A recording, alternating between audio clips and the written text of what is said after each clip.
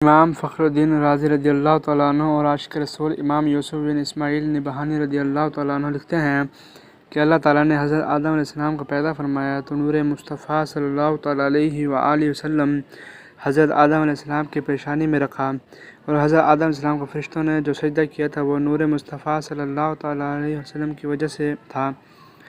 بے شک نور مصطفیٰ صلی اللہ تعالیٰ علیہ وسلم حضرت آدم علیہ السلام کی پیشانی میں جلوہ گر تھا۔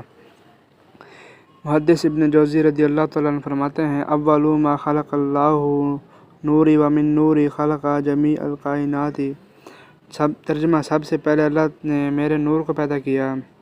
اور پھر میرے نور سے ساری کائنات کو پیدا کیا۔ امام المحدثین علامہ جلال الدین سیوطی رضی اللہ تعالیٰ عنہ امام ابن سبع کا قول نقل فرماتے ہیں، قال ابن سبع من خصائصہ ان ظلہ کان لا یقع علی الارض وانہ کان نورا۔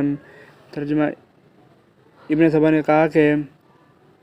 حضور صلی اللہ علیہ وسلم کی خصائص میں سے تھا کہ آپ صلی اللہ علیہ وسلم کا سایہ زمین پر نہیں پڑتا تھا، اور بے شک حضور صلی اللہ علیہ وسلم نور تھے۔